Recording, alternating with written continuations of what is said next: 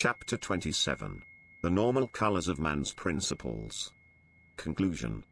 Since Prana is the unifying and vitalizing force between all the principles, its special vehicle, the etheric body, is subtly related to all, though most closely permeating, in the form of vapor, visible to psychic sight as a perfect shadow, the physical body of which it is both prototype and counterpart, for not only does it foreshadow coming disorders, but also it preserves in its etherealized copy the mark of every wound or blemish even after they are effaced from the physical body. No surgeon's knife can sever the limbs of the etheric body, and it is this sheath that preserves the sensations of an amputated leg or arm. Lamlich has defined this principle as an unchangeable body of light which does not need anything for its sustenance. It is the Eavestrom of Paracelsus. Every life has such a body. The healthful, normal activity of this principle is of immense importance, for it is the medium through which the higher principles of the human constitution penetrate the lower ones, and are ever trying to elevate them. This effort, arising in Buddhi, is man's conscience. All anesthetics, narcotics, and nerve tonics disturb the connections and the flow of the pranic currents between these two chakras, affecting first the brain connections which become partially paralyzed. The resulting low vitality of the visible body is due to this separation from its prototype, the double, half withdrawing from the left side, where psychic vision sees it as a violet-grey shadow. Lower Monus is the fourth principle and Feu sheath, under the rule of Jupiter, and it corresponds with two colors and tones according to the influence to which it yields. It is so prone to be ruled by desires that it is often called Karma Monus, and in this positive state it takes the complementary color of Karma, green, with the tone Fa. When aspiring, and therefore receptive to vibrations from higher Monus, it reflects blue with the tone Sol. This principle is the thinking power of the physical man, the objective mind, functioning in the brain and nervous system. Through opportunity or ambition, a man may acquire marked intellectual ability without possessing even a dawning sense of the powers of higher Monus. This is the condition of materialists, who may be strong personalities without gaining individuality, being complacently satisfied with the tremendous development of the lower self. This sheath influences the corpora quadrigemina, another mark of its pronounced duality, the right ear, and throat or navel, says Madame Blavatsky, that is, blue vibrations above and green below. Monus Antakarana, which corresponds with the pituitary body, is the imaginary line of communication between higher and lower Monus, between personality and individuality, that is, it is the base of the triangle or the upper line of the square forming the lower quaternary according as we view it. The battlefield of life is in this lower manasic sheath, where desires wrestle with thought for empire over the self.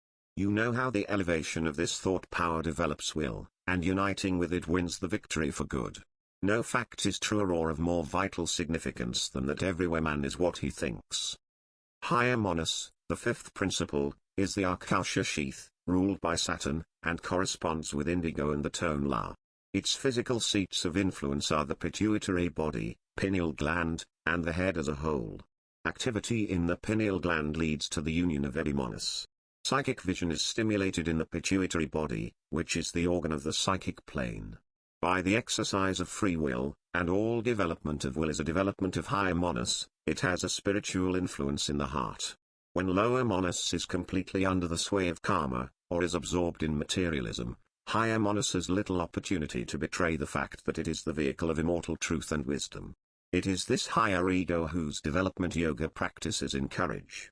All flashes of intuition, all inspirational conceptions which father inventions, manifestations of pure genius, these come from higher Monus, which as part of the essence of universal mind, has access to all planes of knowledge and power, and knows independently of the brain's reasoning. Buddhi, the soul, vehicle of spirit, is the sixth principle. Its tattva is Anupdaki, planet, Mercury, tone C, colors, violet in positive phase and yellow in negative. Its physical seats of influence are the pineal gland, right eye, a plexus between the shoulders, and the heart, and its spiritual influence is in the Sushtind. The spiritual earth force is closely related to Buddhi, and its connection with the subtle body is recognized by the colors of the latter, which are a lower octave and reversed in activities as are all things reflected upon the physical plane of illusion. You know the seventh principle as Atma, or spirit, and also as the auric envelope, or egg. Its subtle tattva, adi, forming the auric envelope, not merely envelopes but penetrates the whole body, and its source is a spiritual sun of which our sun is a physical reflection, or more probably the vehicle. It manifests as white, or blue of such transcendent delicacy and illumination as only those who have seen the play of inner colors can conceive. Of course this principle synthesizes all colors as it does all tones, and therefore all the other sheaths. The rationality of this classification will be best understood, if the student draw a square beneath a triangle and place the sheaths on the lines in the following order: at the base of the square, Kama, Tehas, right color and tone also, left side, Sthula Sharira, Prithvi, right side Sukshma Sharira, Apas, upper line, and base of triangle, lower Manas, Pheu, with green below line and blue above, left side of triangle, higher Manas, Akasha, opposite side, Buddhi, and Upadaki, apex, Atma, Adi. Notice particularly that this succession preserves perfectly the interrelations and paramount influence of sheath upon sheath as reflections, shadows, or rays one from another, and therefore does no violence to our previous conceptions of tattvic activities, being reconciled to them. With the yellow sheath above moulding its permanent form, and the red below thrilling it with its incitements to activity and emotion, it is most clearly demonstrable that the gross body corresponds with orange. The states of matter of these 7 principles from 1 upward correspond closely with fluid or vapor, solid, liquid, gas, ether, psychic force, or magnetism, and spirit, or electricity. Bear in mind that a fundamental difference in these sheaths is the character of the vibrations which, proceeding from the lowest to the highest, are increasingly subtle and ethereal in the nature of their atomic particles. The highest cannot act directly upon the lowest. The medium of gradually increasing density is indispensable, and only as we purify and refine the lower physical sheaths do we fit them, through making them responsive, for manifestation of the real individuality, the higher ego and the spiritually alive soul. The objective form is the only thing that is perishable, the ideal form lives forever. May we not draw the right and hopeful lesson from this fact? We have it in our power to work constantly for betterment, to improve our ideal forms, and, by so much as we succeed, to externalize that betterment in our objective physical forms, which are the models of future ideal forms. This is the law of evolution, the law by which the atom is evolved to purer states and to higher power, developing the latent and potential energies, the wisdom and understanding to which our race is marching onward. Every thought vibrates on the subtle mental plane first, then passes through the astral to the etheric before it rouses vibrations upon the physical plane, in the grey matter of the brain. Thoughts are things, entities, because the 5-fold powers of the mind as already developed in our race, are all tattvic powers of exactly the potency represented by the senses they respectively stimulate, and thus they unitedly impart sound, feeling, form, color, taste, and odor to the thoughts born of their activity. Form and color are properties of vision, hence Tehas activities. It is psychic force working through the mental plane which acts in all overcoming of physical disorder or weakness. It has power when properly directed to build up and invigorate the lower sheaths, restoring all to harmonious cooperation in the complicated functions of the perfect human being. Keep this in mind, too, in this so wonderful structure. When we speak of superiority or subordination of one sheath to another, the statement is merely relative. Every sheath is so important in the perfection of its office that it yields nothing to another. They are all mediums of activity, putting the soul in touch with the experiences through which it evolves to the consciousness of its vast inheritance. Trials and sorrows are often necessary experiences to rouse the soul from inertia, selfishness, weakness, or other wrongdoing. None of the sheaths are independent. All are different. Harmony is incomplete without every note in the scale. The soul atom is mingled with other lower atoms but never combined. To understand this clearly, fixing upon your mind a clear picture of the law, let me explain a fact the chemist knows well. Oxygen in pure air is mixed, not combined with nitrogen. When these two gases are combined, according to the proportions used, the result is one of 5 deadly poisons. Now, this is exactly the internal process, that is, within the human entity.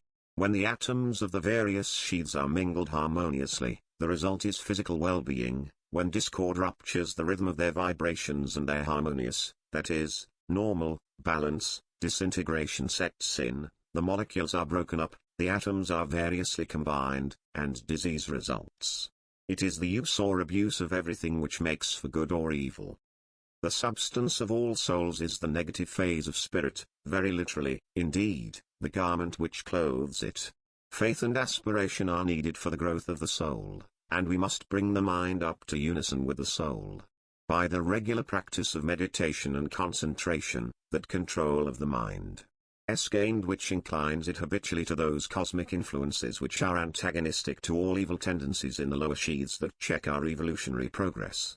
Faith, says Ramaprasad, is nothing more than a mental lucidity in which the yet unknown truths of nature begin to throw their shadows forward. The mind begins, as it were, to feel truth in any and every place, and, drawn by the taste of bliss, Ananda, proceeds with greater zeal to work out the process of its evolution.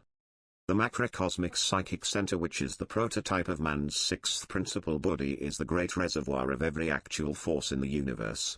Therefore, by contemplation of the sixth principle of the universe, a sympathy is naturally established between it and the human soul. Only that sympathy is necessary for the universal tattvic law to work with greater effect. The human soul begins to be cleansed of the dust of the world, and in its turn affects the mind in a similar way, and therein the yogi becomes conscious of this influence by the slackening of the fetters forged by prakriti, matter, and a daily, hourly strengthening of heavenward aspirations. The human soul then begins to become a center of power for its own little universe, just as Ishvara, the macrocosmic soul, is the center of power in his universe. When perfection is attained, all the mental and physiological tattvas of the microcosm, and to a certain extent of the surrounding world, become the slaves of the soul, nature's finer forces. Thus it is that when we cease to fear her, nature becomes even more than our friend and ally. Chapter 28. The auric envelope. Its constitution. When we talk about the auric envelope, which encloses the physical body in a luminous ovoid mist, within and upon which the colors of the aura play, we are not describing something which is conjectured as possible or probable, but something which has been seen by many eyes. Although to the large majority of people it is invisible, except under extraordinary and exceptional circumstances, all persons of refined and sensitive perceptions are conscious of a distinction in the atmosphere surrounding different persons. The presence of one is always calming, of another, often exciting when not irritating. The cheerful person radiates happiness and courage upon all, while others are more chilling than a wet blanket, and the impressions received are as varying as the persons receiving them. This marked something which differentiates our fellows one from another is their personal atmosphere, which forms the auric envelope extending from some inches to several feet around every human being. That the silent invisible world about us is luminous with the refined colors of the subtle ethers whose vibrations are streaming through and surrounding us, playing upon us ceaselessly, is a fact the proofs of which accumulate daily. When our sixth sense is developed, we shall all see these, and the color sensitives, here and there psychically developed persons who are phenomenal now and who see these colors are merely avant-coureur of the evolution to which our race is marching onwards. In growing more spiritual, and evolution must lead to this, it is the immutable law humanity will see through everything, making clairvoyance normal. The X and N rays foreshadow this condition when dense matter will be, so to say, non-existent, because man will perceive the withinness of all things. It is a familiar fact to many now that the colors vibrating in this invisible human aura betray beyond all question to psychic vision the nature of the life lived, for the aura is formed by subtle emanations from the principles most active in the body, the vibrations of which radiate from its surface. When clairvoyance is universal, every man will stand unveiled in character before his fellows, for every thought, passion, and emotion is registered in his aura in unmistakable colors, and the seeing eye even now knows the man for what he is. There will then be no need for courts and judge and jury. Guilt will proclaim itself and stand confessed before those it has wronged. Science is anticipating this era when truth shall stand unveiled, and incidentally preparing the minds of men to receive that truth graciously instead of doubting the testimony of their own eyes, through the invention of instruments of wondrous delicacy that ingeniously enact the role of Grand Inquisitor, but without putting any screws on defy man to conceal the nature of his thoughts, whether he be guilty or innocent, angry or calm, melancholy or gay, studious or idle. And all this, note well, is achieved through registering the vibrating currents of the unspoken thought as well as of the speech of the subject. Moreover, that these thoughts take body and form as they are sent forth, is proved by Dr. Baradak's clever use of the camera. He has seized upon the photographic plate the exact form of these invisible emanations radiating from the human being. Dr. Baradak calls his photographs portraits of the soul, but it were better to recognize them as indisputable, permanent pictures of all the activities of the human subject, whether they be on the lowest physical plane or aspirations of the soul. It is a most important service that these photographs fully establish by material proof the fact that every thought has its distinctive form. That the rays from the human being are further endowed with the mysterious power of radioactivity was proved nearly 5 years ago when Professor Goodspeed, of Philadelphia, made photographs in an absolutely dark room by rays from his own hands. You will remember that the discovery of radioactivity is the factor which within a decade has swept from under the scientists' feet most of the firm ground, the fixed facts, 19th century science. So, little by little, science is penetrating this invisible world of force, and every discovery but corroborates the occultists' statements concerning these varying planes of consciousness whence every force emanates. The scientist is coming nearer and nearer to the tattvic law which underlies all phenomena. But it is most difficult for him to recognize that the external forces which act upon man as the waves of light and of sound which stimulate sense perceptions are themselves in turn acted upon, that the thoughts, emotions, and passions of man are so many vibratory waves of physical or mental force going out from him to affect something somewhere. For every thought arranges astral matter in definite forms, the soul of the form being the thought. It is inevitable that we all are limited in what we see by the media, our own auras, through which we must ever look out. Our judgment, our opinions, must ever be tinged by these media, transparent films of varicolored vibrations, oscillating with inconceivable velocity. Thus the vision of many people is very literally a seeing through the glass darkly. Let us have confidence always in happy eyes, since their vision must ever be the clearest, looking out as they do through pure, harmonious, and refined emanations. A very delicate, trained psychic sight is required in order to distinguish accurately, hence with authority, the various emanations in the human aura, but it is no uncommon thing now to be able to see the coarser vibrations of the lower sheaths and the 5 ribbon-like bands of tattvic colors, from Akasha to Prithvi, forming a layer next the skin, in which the geometrical forms of the vibrations flowing at the moment can be distinguished. These are beautifully and clearly described by Dr. Marx in his Human Aura. Only as the clairvoyant develops personally the lower manasic and causal principles, is the psychic power gained to see the auras of these higher sheaths, for they are increasingly subtle and are alone visible to like refinement of consciousness. As psychic vision penetrates plane after plane, it is as if veil after veil were removed. It is the desire aura, or emanations from the kamic sheath, which extends from 10 to 12 inches outside the physical body, with which the lowest grade of psychic sight is most familiar. This is referred to as the astral body by Mr. Leadbeater, man visible and invisible, and as it is composed of astral matter it is an astral body. But the intangible self that travels far from the body during life is the Mayavi Rupa, or illusion form. According to Madame Blavatsky, the Mayavi Rupa is composed of the astral body as Upadhi, base, the guiding intelligence of the heart, and the attributes and qualities from the auric envelope. Secret Doctrine, Volume 3, page 560. It is created by the intense thought of the person, and on occasions has been done unconsciously. Only adepts have the power to project this form at will, and they can endow it with strength and impart to it every appearance of tangibility. Unfortunately, the term astral body has been used very loosely.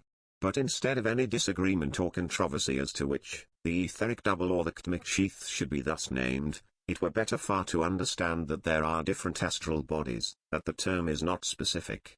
Mrs. Besant says, any body formed of astral matter is an astral body, but its properties will vary with the principles with which it is informed. The astral body is said to be molecular, however etherealized it may be. The astral world is the next one in refinement of matter to the physical world which normal sight cognizes. The separation, like the different sheaths of our bodies, is one of condition not of place. The septenary law holds good on every plane, and astral matter is of varying grades of density.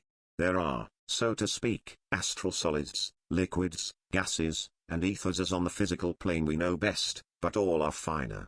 There is practically no limit to the subdivisions of matter by ever-increasing refinement of its atoms, and life is more highly vitalized, and form is ever more and more plastic as decreasing density presents less resistance to the thought forces which continually change and remold it. Ethereal matter is astral, and the Latin name was given because of the luminous or star-like brilliancy of its most refined states. The matter of the lowest subdivision of the astral world, corresponding to our physical, scarce deserves the name, but wanting a better distinction we must use it. To astral sight the astral world is visible, but to denizens of that plane there exist the same limits of condition as here, self-created through the mental activities which in selecting the materials used erect the wall of separation. The fineness or coarseness of the kamic astral body depends upon the emotions and thoughts that play through it during this physical life. In low states of development, desire, stimulated from without, living entirely in external things, rules both body and mind. Such persons are weak-willed, and are at the beck and call of every suggestion and impulse. They build strong kamic sheaths which furnish the plasma for enduring karma-rupas of the grossest astral matter, the most permanent astral body. As the person increases in intelligence, if the ethical keeps pace with the mental development, self-control is gained and the activities of the life are prompted from within, thus finer materials are attracted, and the kamic sheath increases in size, becoming purer and more distinct and stable. The vibrations of all principles gain in refinement and purity when the mind governs desires instead of responding to the outward stimuli of the senses, and only then can evolution proceed apace. It is the difference in the state of matter which raises all bars of incomprehension and misunderstanding. As we refine the vibrations of our different principles we refine their constituent matter, and open to ourselves plane after plane of consciousness. Remember, always, that the separation between these worlds, or planes of consciousness, is one of constitution, not of place.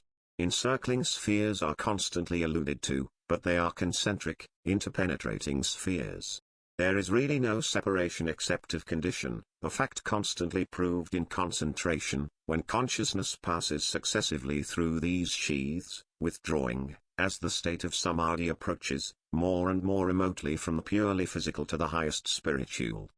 The psychic, although a manasic, sheath grows exactly in proportion as the mind develops. With the growth of the higher capacities of the mind, the aura becomes a very beautiful, irradiating one, penetrating and extending beyond the kamic sheath. The all-pervading aksha is the medium, or atmosphere, in which the emanations of the several sheaths flow and intermingle, while Atma is both within and without, the force behind force in every vibration. Enveloping all, though limited by the self-development of the individual, even Atma is constrained by the medium, its density or rarity, through which it manifests. Thus the aura is an absolute revelation of the divinity within. When it emanates from a radiant center nourished by a spiritually alive soul, it proclaims the purity and light within by the greater size of the separate auras, and by the transcendent radiance of the colors.